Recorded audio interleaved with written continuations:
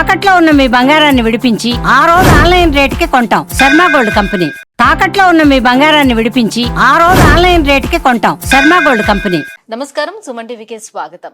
మార్చి నెల ద్వాదశ రాశుల వారికి ఏ రకంగా ఉండబోతుంది, గ్రహ స్థితిగతులు ఎలా ఉన్నాయి, ఎటువంటి ఫలితాలను ఇస్తున్నాయి, ఎటువంటి పరిహారాలను వీళ్ళు పాటించుకోవాలి, ఈ అంశాలని తెలియజేసేందుకు మనతో పాటు ఉన్నారు ప్రముఖ జ్యోతిష్య రత్న, జ్యోతిష్య చక్ర వైభవ నిపుణ డాక్టర్ రాలపల్లి రవికుమార్ గారు.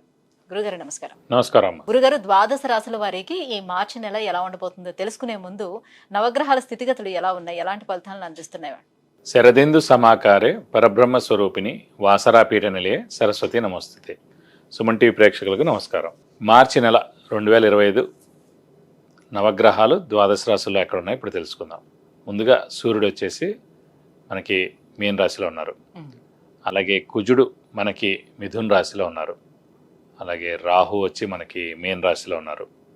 గురువు మనకి వృషభ రాశిలో ఉన్నారు. శని స్వస్థానమైన కుంభరాశిలో ఉన్నారు. బుధుడు నీచస్థానమైన మీన రాశిలో ఉన్నారు. కేతు కన్యా రాశిలో ఉన్నారు. శుక్రుడు మటుకు మీన రాశిలో ఉచ్చస్థానంలో ఉన్నాడు.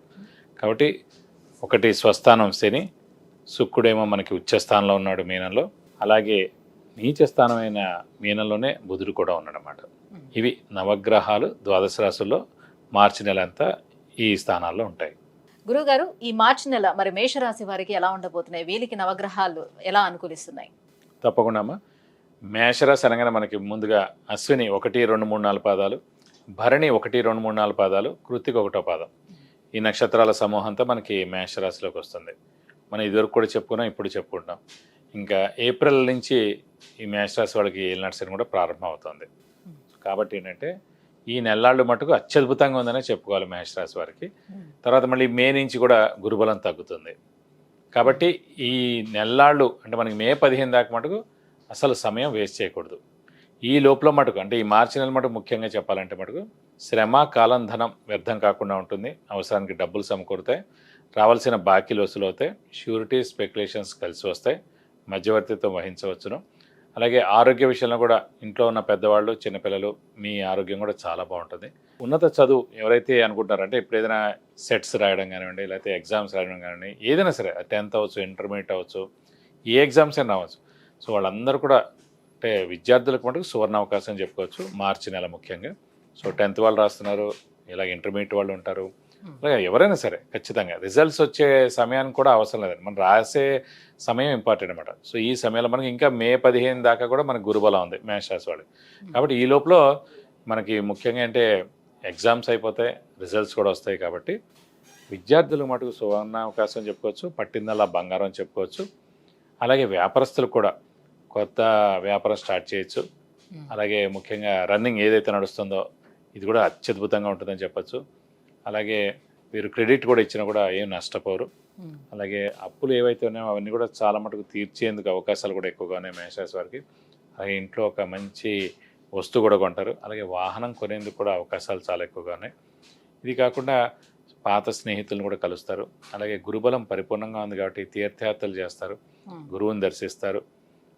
ఇది కాకుండా మెయిన్ దైవబలం, దైవానుగ్రహం కూడా పరిపూర్ణంగా ఉందండి. ఎప్పుడైతే గురువు చాలా బాగుంటాడో అన్ని పనులు మనకు జరుగుతాయి అన్నమాట. ఎందుకంటే మెయిన్గా కుటుంబ స్థానంలో ఉన్నాడు, ద్వితీయ స్థానంలో ఉన్నాడు. కాబట్టి కుటుంబ స్థానం, నేత్రస్థానం, ధనస్థానం, వాక్స్థానం అయిందన్నమాట.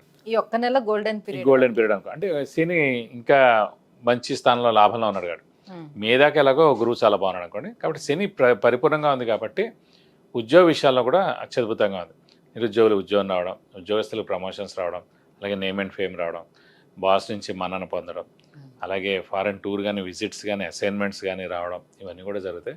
కాబట్టి రాజకీయ నాయకులు కూడా అత్యద్భుతమైన సమయం చెప్పుకోవచ్చు. క్రీడాకారులకి, పత్రికా రంగం, యూట్యూబ్ రంగం, మూవీ రంగం, వీరందరూ కూడా అత్యద్భుతంగా ఉంటుందని చెప్పుకోవచ్చు మేషరాశి వారు. కాబట్టి ఈ నెలల మటుకు అస్సలు సమయం వేస్ట్ చేయకూడదు. ఎందుకంటే శని పరిపూర్ణంగా బలంగా ఉన్నాడు లాభస్థానంలో. అన్ని గ్రహాలు బాగుండే రాశి ఇదివరకు నుంచి చెప్పుకున్నాయంటే మేషరాశి.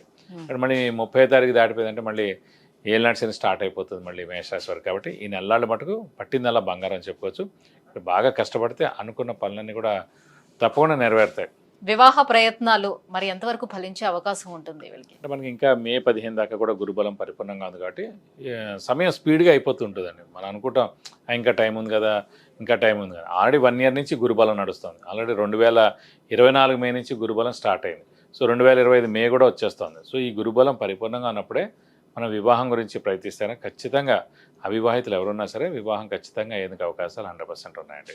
మరి సంతానం కోసం ప్రయత్నించే వాళ్ళ విషయంలో ఎలా ఉంటుంది? మనకి సంతాన విషయంలో కూడా గురువే కారకుడు అండి. సంతాన కారకుడు గురువే అనమాట. అలాంటి గురువు ద్వితీయ స్థానంలో ఉన్నాడు. ద్వితీయ స్థానం అంటే ఇందాక కూడా చెప్పుకున్నా అది కుటుంబ స్థానం అనమాట. సో కుటుంబం ఏర్పడిందంటే తర్వాత సంతానం కలుగుతుందన్నమాట. కాబట్టి సంతాన కారకుడే గురువు అయ్యి మనకి ద్వితీయ స్థానంలో అత్యద్భుతమైన స్థానంలో ఉన్నాడు కాబట్టి ఖచ్చితంగా సంతానం లేని వారికి సంతానం కలిగేందుకు అవకాశం ఉంది. కనీసం మే దాకా అయితే కనుక గురుబలం ఉంది కాబట్టి కనీసం కన్సీవేనా అవుతారు.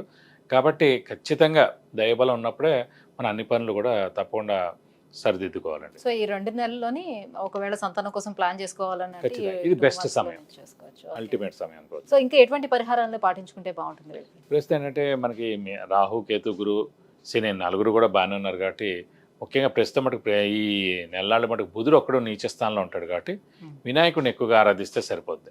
ప్రతి బుధవారం ఉపవాసం ఉంటే సరిపోద్ది ఈ నెలనాళ్ళు.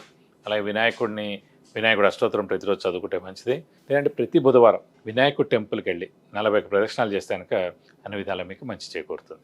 విద్య, ఉద్యోగం, వివాహం, వాహనం, ఆరోగ్యం, ఐశ్వర్యం వీటన్ని